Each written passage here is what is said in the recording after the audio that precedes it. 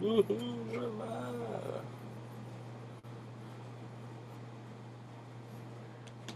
Right now I'm waiting for myself to queue up for thingy. Not haha. I can't think today.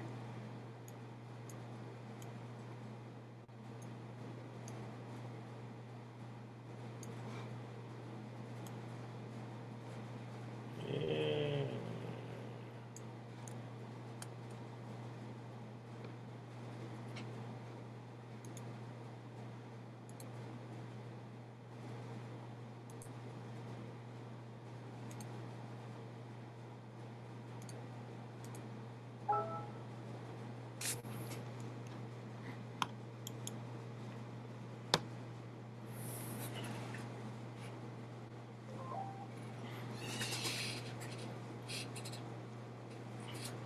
Just waiting the queue right now.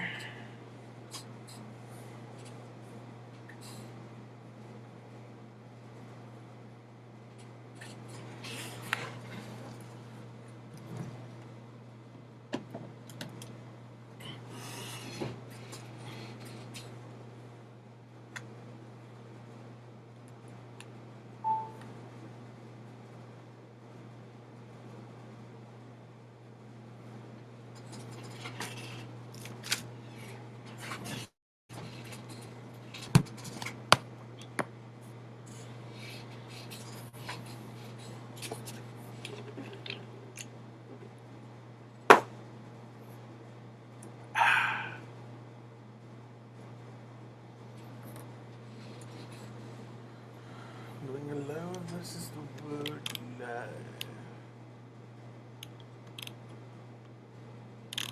Right now, I'm waiting for one thing. I'm waiting for to happen is to have Ingress on iPhone, which really should happen. We'll watch this. See now how to.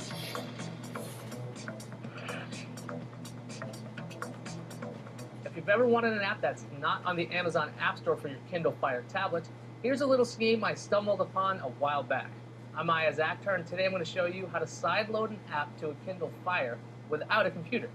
To do this, you're going to need your Fire and another Android device. It could be your phone or another tablet if you've got one handy. You'll also need to have a Dropbox account set up. On both the Fire and the non-Fire device, install ES File Explorer.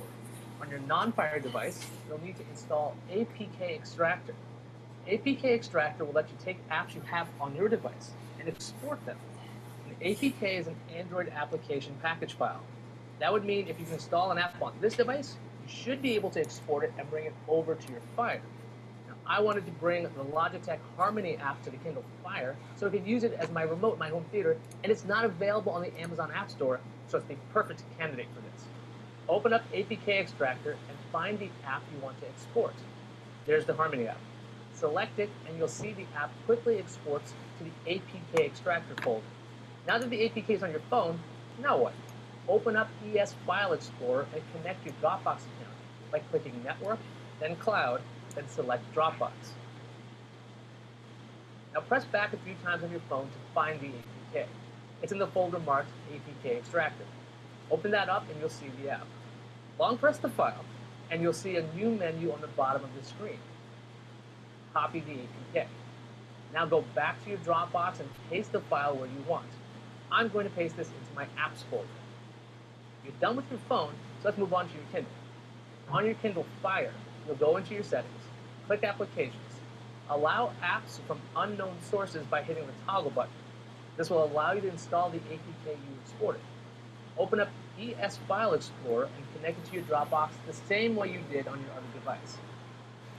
Navigate to the Harmony APK and open the file. Your Kindle will ask you if you want to install this application, so click Install. And there we have the app running on a Kindle Fire. That's just one way you can sideload apps to the Kindle Fire. There's lots of different methods out there. For more tips and tricks like this, visit cnet.com/how-to. I'm Aya's Actor. Thanks for watching. Finally.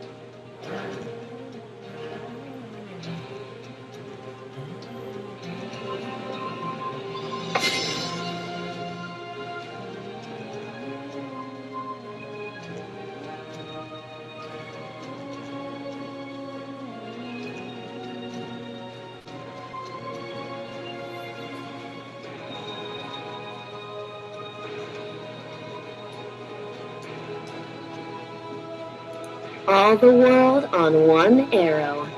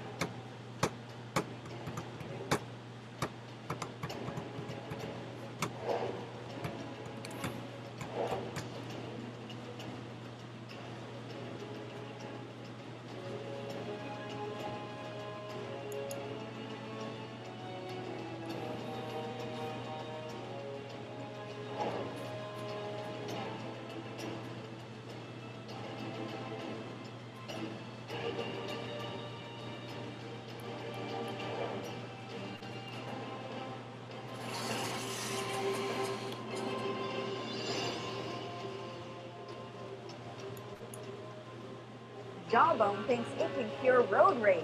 Yeah, wearables are weird. I'm Bridget Carey, and this is your CNET Update.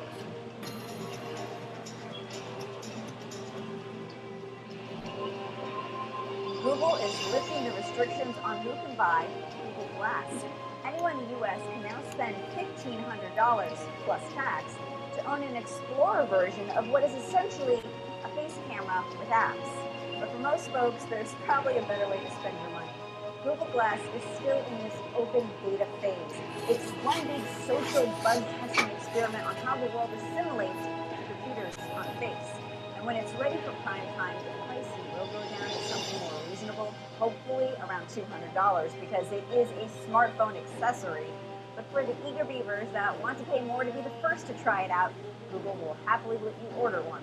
If it can sell glass to enthusiastic technology evangelists, it'll help put a positive spin on a device that's faced a reputation as creepy, geeky, and intrusive. But the world has warmed up to wearables for the wrist. LG has a new smart band that goes on sale in the US on Sunday. It's called the LG Life Band Touch. The bracelet is part fitness tracker, part smartphone remote control. The display is a touchscreen, and if you put your hand over the wrist, it will silence a phone call. It also controls music. Health-wise, it counts your steps and connects with LG's new heart rate earphones, which have sensors in them that measure the pulse in your ear. It works for both iOS and Android devices. The wristband costs $150, but the earphones do cost more. They're $180. Now, while most fitness bracelets measure things like steps and movement, the Jawbone Up wristband also tracks your driving habits. See, Jawbone now works with a smart car tracking device. It's called Automatic, and you plug it into your car to give you data on your driving habits. The feedback is supposed to make you want to speed less to save money on gas. But when that information syncs with the Jawbone, it'll make you feel bad if you drove somewhere when you could have walked. But there's another odd twist to this merging of information. You can log your mood and diet in the Jawbone app. So that data is compared with where you drive to see what route makes you happiest in order to avoid road rage. Yeah, I don't think an app can help with that, but if you'd like to try it, it works for both iOS and Android. That's your Tech News Update. You can find more details and reviews on these devices at CNET.com. From our studios in New York, I'm Bridget Carey.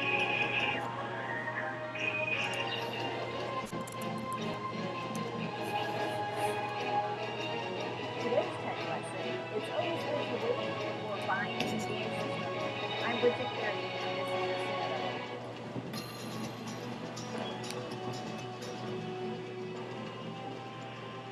Microsoft is making some bold changes to the Xbox system that has many fans saying it's about time. You no longer have to pay for an Xbox Live Gold subscription to have the ability to stream video from apps like Netflix, Hulu Plus, YouTube, and HBO Go. You also don't need to pay the live $60 yearly fee if you just want to use Internet Explorer or Skype. The Xbox was the only home entertainment system that locked apps behind its own additional paywall. And on June 9th, Microsoft will sell a cheaper $400 version of the Xbox One that does not include the Kinect motion sensing camera accessory.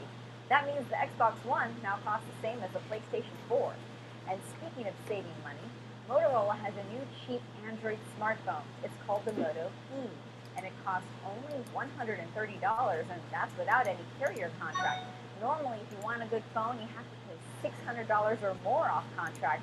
But Motorola is trying to change that with new budget price smartphones. Even at that price, the Moto E still has a good battery. It's got a customizable back cover, a Gorilla Glass touchscreen display, and it's got the same design and feel as its higher-priced Motorola siblings. But there are trade-offs. For one, there's no front-facing camera. Sorry, selfie lovers. The Moto E is just a bit cheaper than the Moto G, which is $180.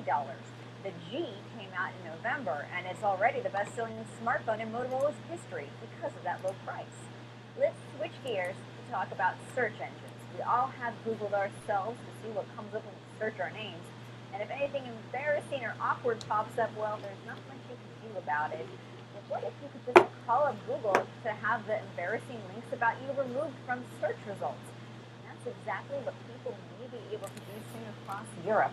The top European court has made a ruling stating that citizens have a right to be forgotten. And that means they can ask Google to delete search results that might infringe upon their privacy. This is great news if you were once tried and then acquitted of a crime, yet the outdated news of your arrest haunted you on Google. However, what if this goes too far into censorship? What if news stories just start to vanish from search results because powerful people don't like bad news about themselves? It's a battle between the freedom of information and privacy rights. Google says it's taking time to analyze the implications of this ruling. That's your Tech News Update. You can stay updated by subscribing to our podcast or following me on Twitter. From our studios in New York, I'm Bridget Carey.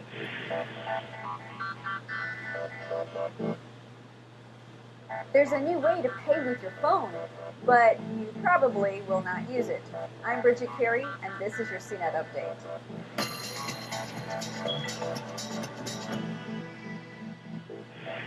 This is going to be a big year for the next generation of smartwatches.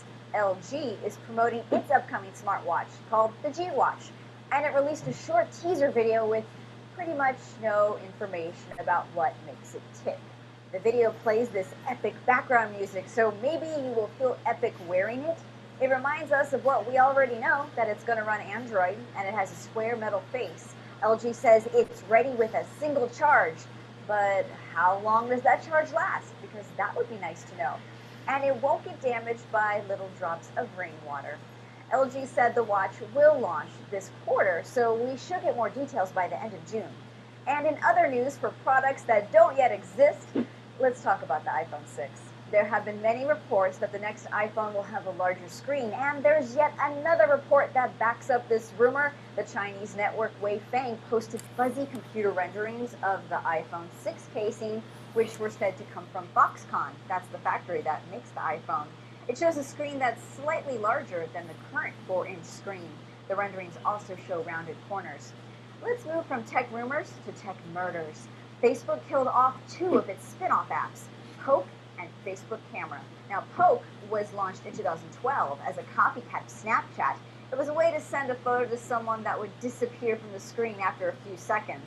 And Facebook Camera was also released in 2012, designed just for sharing photos with filters, kind of like Instagram. Of course, Facebook now owns Instagram. And oddly enough, Square just killed an app that it launched in 2012. What a coincidence. Square Wallet is now gone, and it's replaced with an app called Square Order. It only works in New York and San Francisco for now.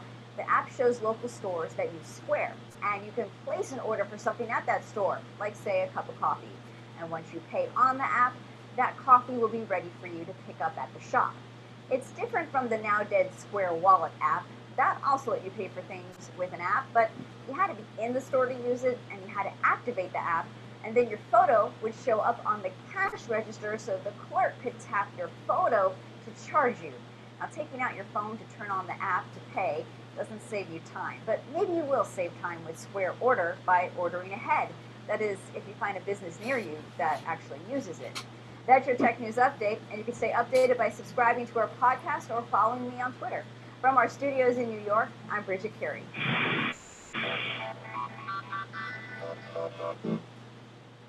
Apple didn't forget about Dre. I'm Bridget Carey, and this is your CNET Update.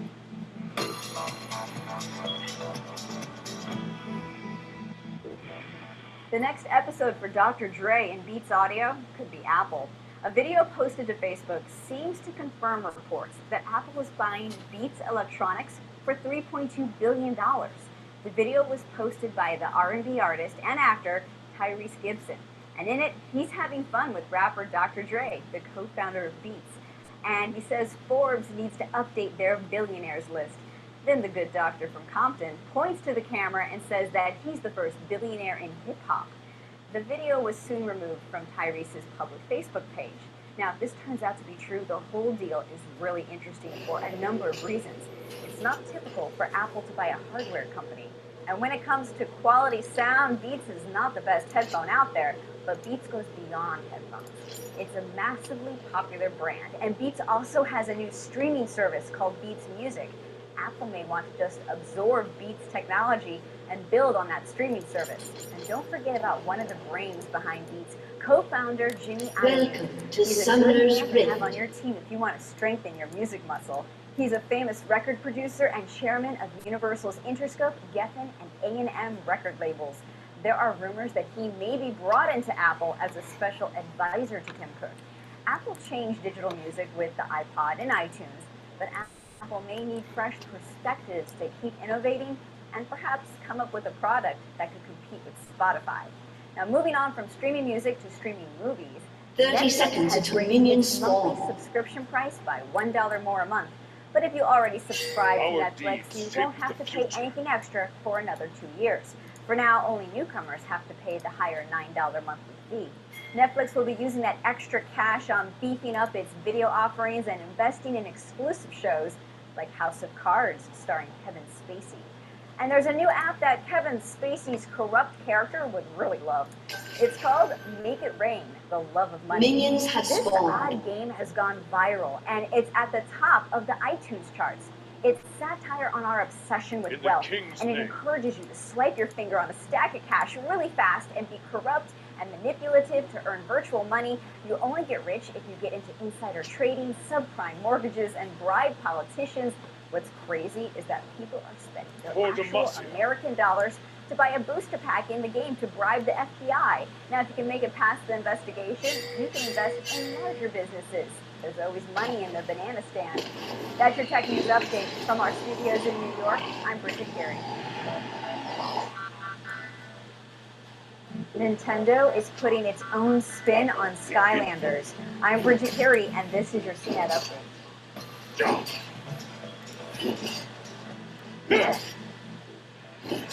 Times are tough for Nintendo. Sales are down for the I Wii U. stand ready. In its recent earnings report, revenue was down 8% for the quarter, and profits slipped 30% from this time a year ago. But Nintendo has a few ideas on how to turn things around. Just like Skylanders and Disney's Infinity, Nintendo will sell its own special action figures that have sensors to work with video games. These Nintendo figures would use near-field communication, or NFC, to save data on the toy, and it could be Victory used across awaits. several video game titles on the Wii U First and blood. 3DS. When you put the character on the Wii U gamepad, it loads up your game data. You can also put it on a Double special kill. wireless platform for the 3DS. Nintendo says we will learn more about the figurines in June at the E3 Video Game Show. And that's not all that's new on Nintendo. When Mario Kart 8 comes out later this month for the Wii U, it'll have a feature called Mario Kart TV. It lets players upload their racing highlights to the internet, and you can watch them on a smartphone. Nintendo also plans to create new game consoles for emerging markets. It's not just going to make a cheaper version of the Wii. Rather, the goal is to design a whole new type of low-cost system from scratch for other countries. Let's move on to apps. If you want to spice up your podcast and radio experience, you should check out the updated TuneIn Radio app. TuneIn is a free way to listen to live radio broadcast streams and podcasts, but it's changing its tune, so to speak, to be more social. You can now follow people and follow shows and share what you love with your followers. One neat thing is that you can search for music that's streaming right now, so you can hop into a station that's playing your jam. And while TuneIn wants to change the way we listen, another tech startup wants to change the way we buy makeup. What if you could print your own makeup at home with a 3D printer? Just pick the colors that work for you, and the 3D printer mixes the ingredients and pigments to create a cream or a pressed powder. It's called the Me, and it was shown off at the TechCrunch Disrupt conference in New York City. It'll cost around $300 for the printer when it comes out later this year. But if you're interested in a different type of 3D printer, you can win one for free from CNET. We have a sweepstakes going on now to win a MakerBot 3D printer and supplies. It's worth more than $2,000. Go to cnet.co/sweeps to win. Have until May 14th.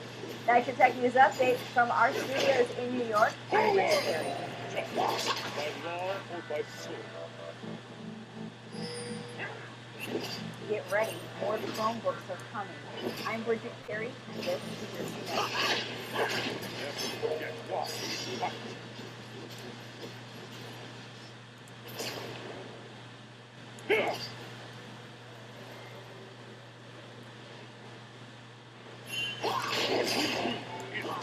You have slain an enemy. You have been slain. It's okay. It's a sacrifice. I'll live.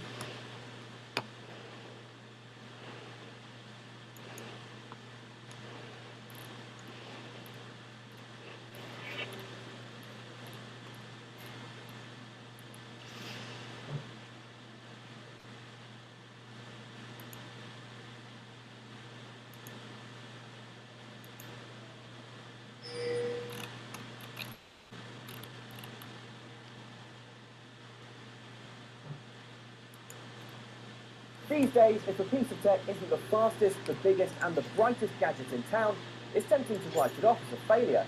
But this iconic gaming gadget proves that sometimes less really can be more. Here's why.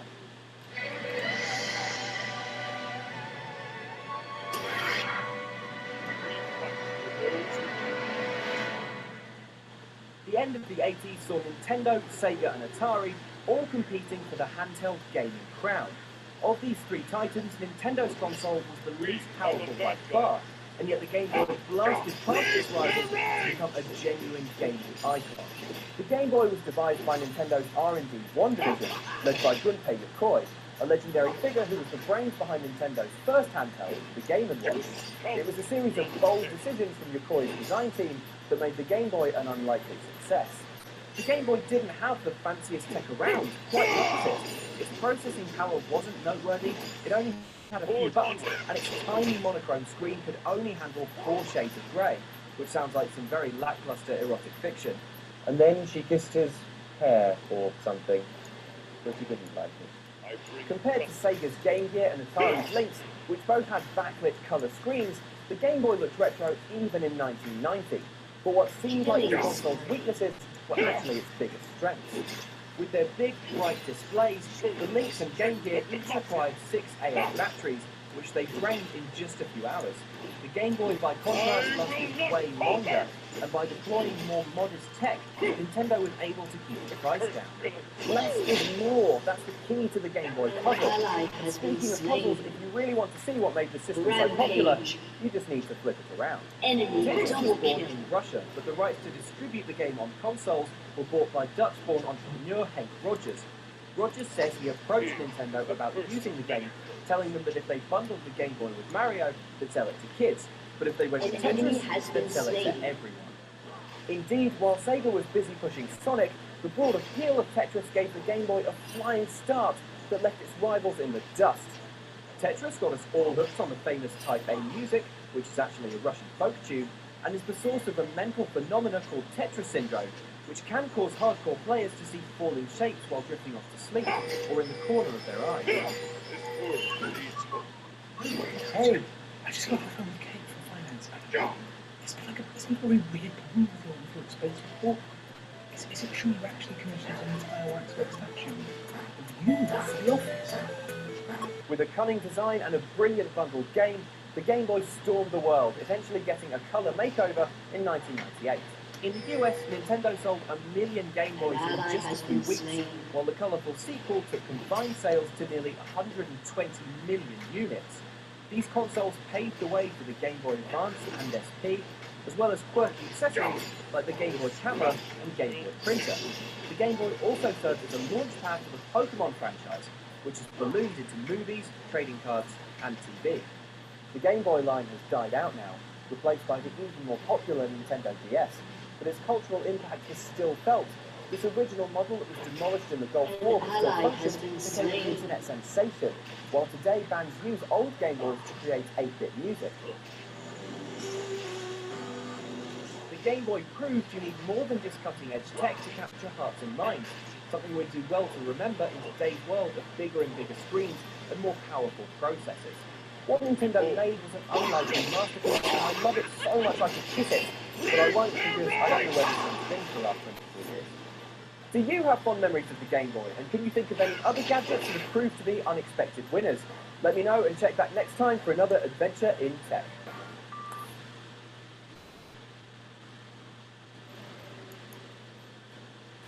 Hello and welcome to Adventures in Tech. Coming up, the reasons why the iPhone 4 is the best phone that Apple's ever built.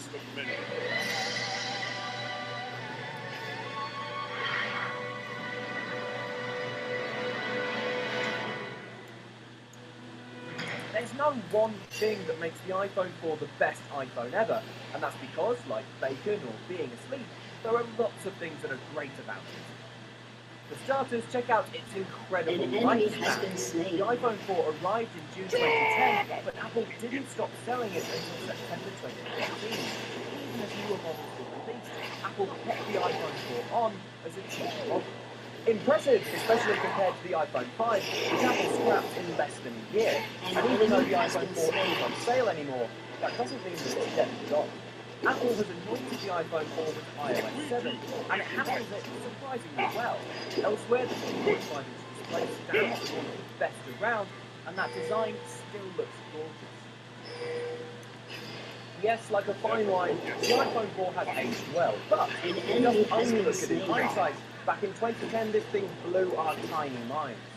For instance, we got our first look at the exceptionally detailed Retina display, the powerful A4 chip, and let's not forget the front-facing camera that introduced the world to awkward, stilted FaceTime calls.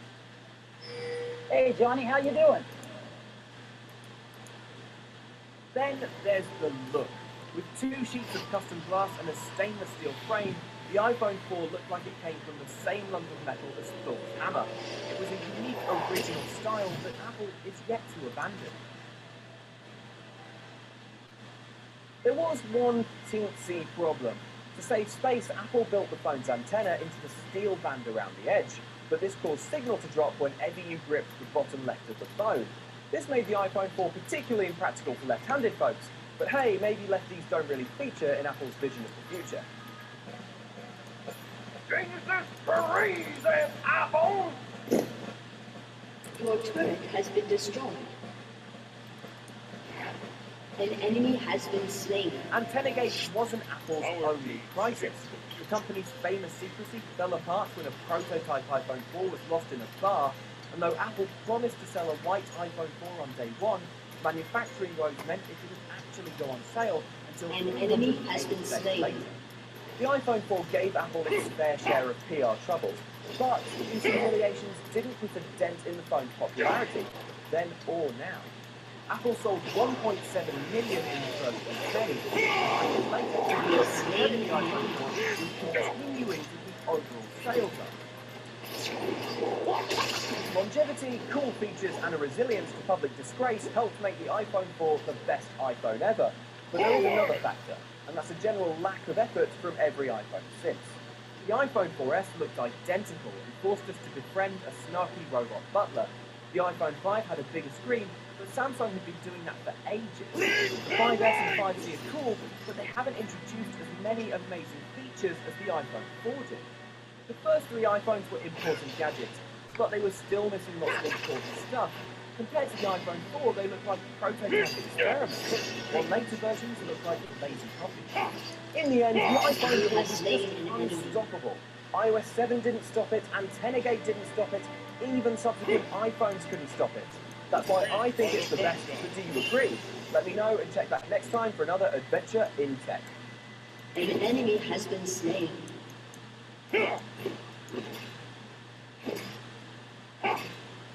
I will not falter! This is Apple's new iPad Air, and it looks a lot like last year's model. Coming up, has Apple lost its edge?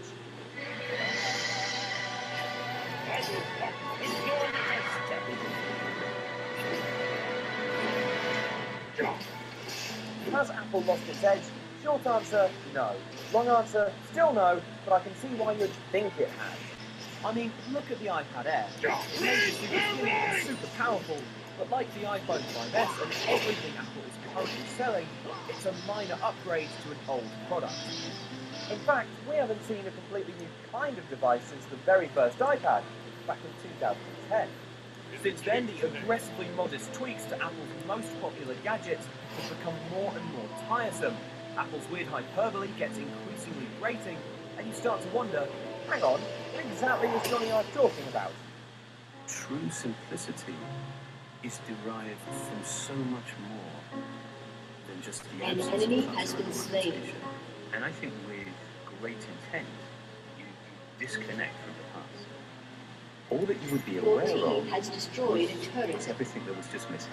You can see why people say that Apple is in decline, but if you look back over the last 15 years or so, Killing that's how spree. Apple has always been perceived. Apple is a company that relies on making breakthrough tech products, but each time it manages to craft one of these earth-shattering gadgets, the assumption is that there won't ever be another one. In the late 90s, for instance, there was a concern that the novelty of Apple's colourful iMac would quickly wear off. But of course, back then, we didn't know that the iPod was just around the corner. Or cast your mind back to 2004, when it was predicted that Apple would soon be crushed by increasingly sophisticated, low-price iPod rivals like the Dell DJ. Though I think we can all be glad that that never happened. Killing spree. An ally has been slain. Double kill. Shut down. It's the nature of the industry that no matter what it creates, Apple will always be perceived as being in decline and desperately in need of new stuff. And if you look at the timing of Apple's new stuff, you'll see the situation isn't that desperate yet. The first iPod went on sale in 2001, but it took Apple nearly 6 years to get to the iPhone. The iPad followed 3 years later, but it did have a head start as it was in development since before the iPhone and shared much of the same technology. Going on past form, you'd expect to see something new within the next year or two, but it's not the case. The new product from Apple is long overdue. You and I may be bored by every modest upgrade, but the iPhone 5S and 5C sold 9 million in their first weekend on sale, while in 3.5 years, iPad sales topped 170 million. Apple is in no hurry, and this industry watcher agrees. I think in 3.5 years' time they're still just putting out iterations of the iPad, then yes, they're going to be in trouble. But I think they've got that kind of grace to them. They've got another 3.5 years to come up with whatever the next big thing is. Finally, Apple's tech may feel a bit stale, but it still has plenty of non-hardware tricks up its sleeves. Oh wait, Apple's whirlwind of movies, music and apps quickly ties you into the company's ecosystem, making it tough to leave. Meanwhile, big shiny Apple stores and a good rep for customer service mean Apple's products appeal to more than just the tech hardcore. When it comes down to it, Apple's strength actually nowadays isn't necessarily in innovating the newest, freshest thing, but making something reliable and convenient and aspirational that converges with the things we've already. You might be bored by Apple's latest products, but that doesn't mean it's in decline. Do you agree that Apple still has its edge, or is it circling the drain like a bath-invading spider? Let me know and check back next time for another adventure in tech.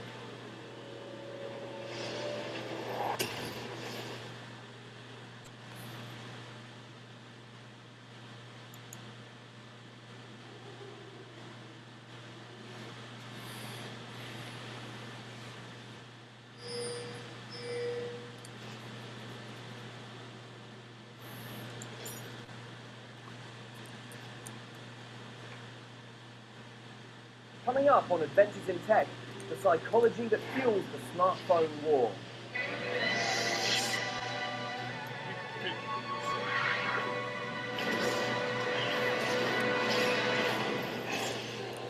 iOS, Android, a bitter war of gadget rivalry that shows no signs of abating.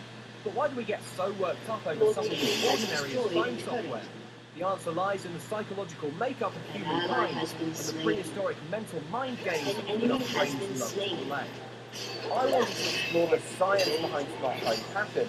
Why do online discussions about Android and iOS so impressive? But as it turns out, grasping the intricacies of human mind has been is harder slain. than we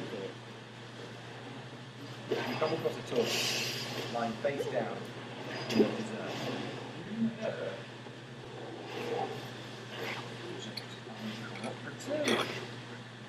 Luckily, we bumped into psychology lecturer Mark Coulson, who explained that while fans grouping together is a natural human process, the act of being part of these groups makes your brain do some very weird stuff.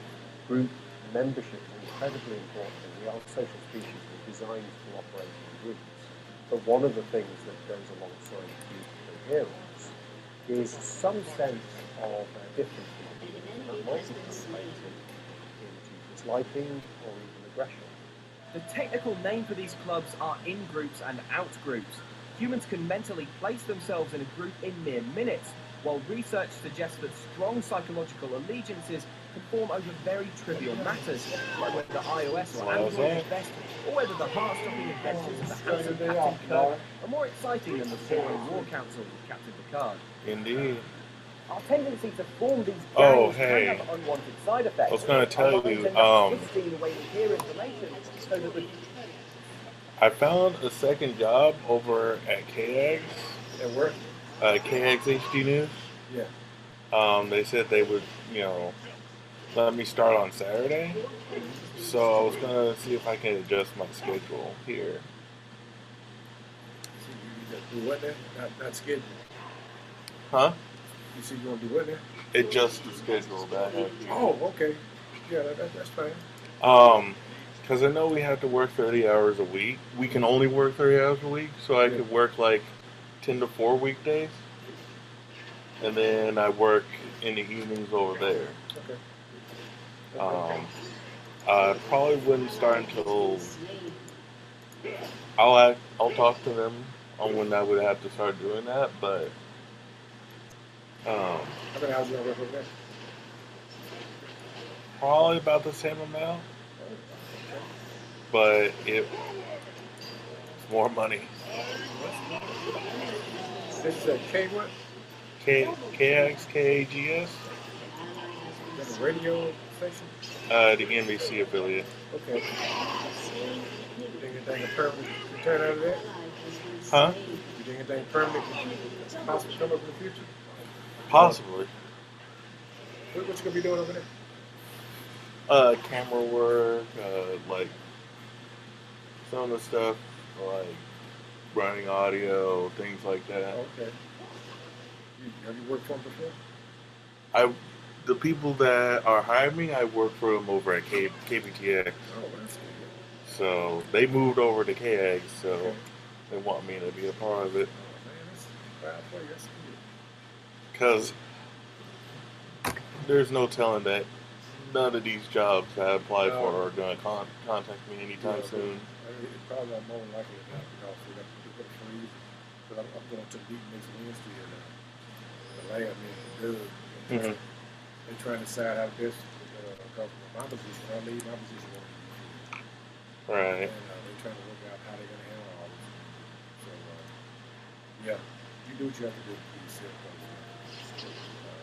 Because right now it's just like, none of the, I have 20 applications out and none of them are going to hire me. Yeah, well, I understand all over it put on hold anyway until they sort out how to Yeah. We can't even hire the students right now.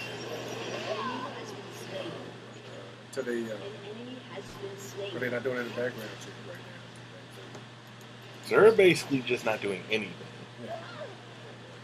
See, and that's why I thought of this move, because it's like, I can still work here, but I get more money. Yeah, do it.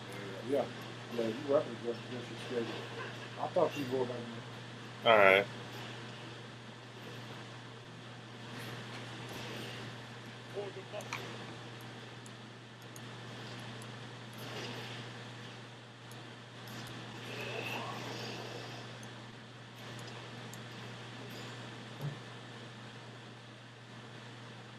Your team has destroyed a turret.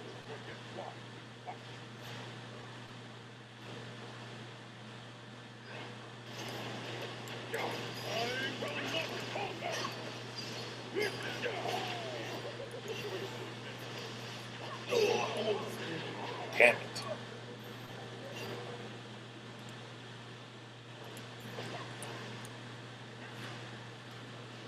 route we belong to seems superior. Not surprisingly, perhaps, when you hold them lots of them, you're more likely to remember the negative information, and less likely to remember the positive. Anyone with a human brain is vulnerable to this odd tribal behavior, no matter how unimportant the thing you're siding with really is. Perceiving Android or iOS fans as sworn enemies isn't particularly helpful, so why does it happen? The answer is that once upon a time, this sort of uncouth behavior could have kept you alive. Compared to mammoths and saber-toothed tigers, prehistoric humans were basically useless, completely bereft of awesome claws or shaggy fur. To stay alive, these pitiable apes had to stick together as a group, And to make that team spirit happen, their brains emphasize the positive aspects of their own tribe while seeing the worst in other groups. So we are a pack animal. We're an animal that hunts in groups. The best way to ensure successful strategy is to have processes that keep groups together. Of course, this psychology stuff doesn't tell the whole story of why we feel so passionate about Android and iOS, but grasping how our caveman minds influence our actions does help us understand why we get so wound up. We live in a mind-blowing age, but our daft old ape brains are still playing catch-up, and we should be wary of letting these once useful mental oddities get the better of us. After all, Android and iOS, they're both pretty cool. If we are people who are bought into iOS or Android, then these are both fantastic tools. They're wonderful. They allow us to do things really fast. Why do you think we get so passionate about our mobiles? And who's the better captain, Kirk or Picard? Let me know and tune in next time for another adventure in tech.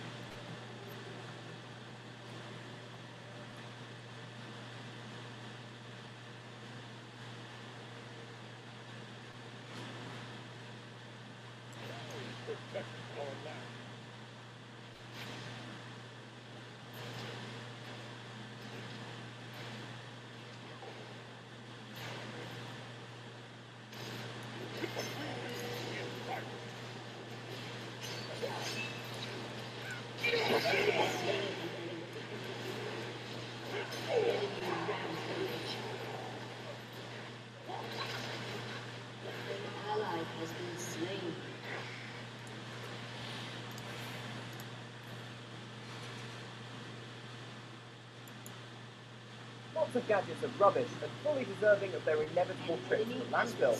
But the Dreamcast was one of the best consoles ever made, and yet it failed so hard that it killed Sega's entire gaming empire. Here's how.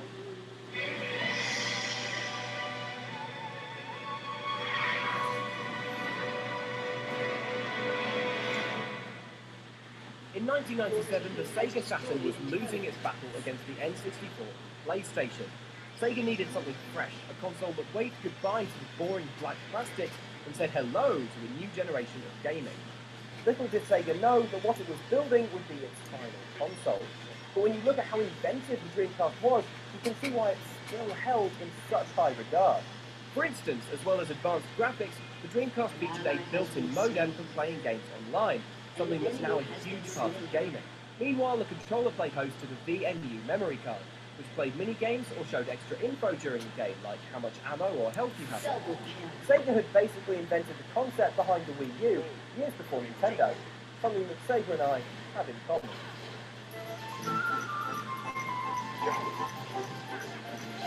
The Dreamcast hardware was invented, but so were the games. In its short lifespan, it played host to the visually striking Jet Grind Radio and the sprawling Shenmue. Then there was Crazy Taxi, Soul Calibur, Power Stone, Virtua Tennis, Sonic Adventure, Choo Choo Rocket, Skies of Arcadia, Phantasy Star Online, and Seaman, arguably the most disturbing game ever made. I guess you are just very comfortable with seeing your naked body in all those positions. With innovative hardware and a great lineup of launch games, it seemed like Sega had done everything right. So then, where did it all go so wrong? The Dreamcast hit the West on the 9th of September 1999, making Sega $100 million in its first day on sale in the US. 2.5 months later, North American sales hit 1 million, and it seemed like Sega was back in the console race. But the following year, something came along that extinguished the Dreamcast's hopes overnight. The PS2 was more expensive than the Dreamcast and required a network adapter to go online, but Sony's console had a few superpowers that Sega just couldn't compete with. For example, the PS2 played DVDs at a time when dedicated players were still expensive. It was backwards compatible too, making it tempting to those who already owned the first PlayStation. Sony had a good rep with gamers, and the Sony hit, so it had most cash to spend on promotion. Sega, on the other hand, was losing money, slashing prices and an increasingly desperate bid to make the Dreamcast a success. The shoppers just weren't interested. Oh, come back now! 500 Sega's everything must go Dreamcast price flat! We still have 150,000 units left, and I've just been told if you order now, you'll get these for it! I've been told that legal, so why not pick up the phone? With the Xbox and GameCube looming, Sega couldn't afford to keep fighting. In January 2001, it confirmed it was abandoning the world of consoles to make games for other systems. The Dreamcast had been on sale in the US for less than 18 months. Sega's last console was the best it ever built, but it wasn't enough.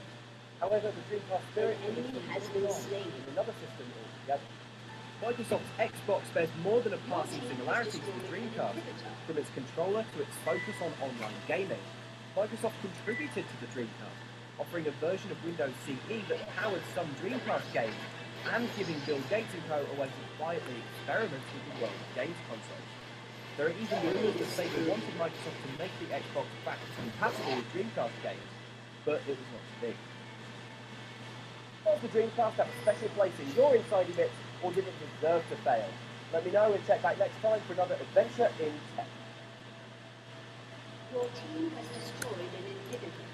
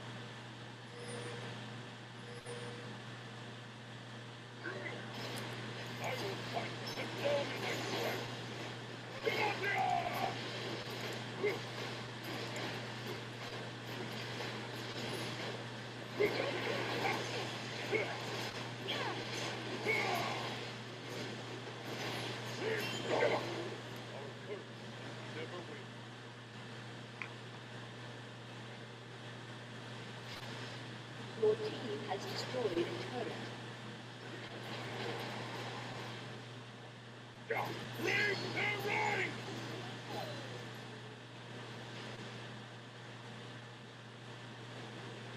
Executed. Your team has destroyed a turret.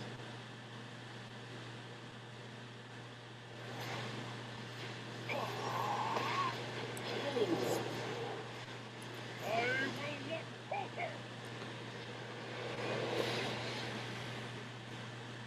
Victory! Finally, a ranked victory.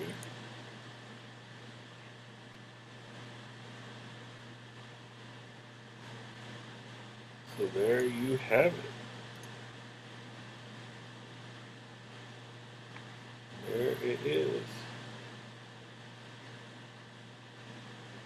Finally another win.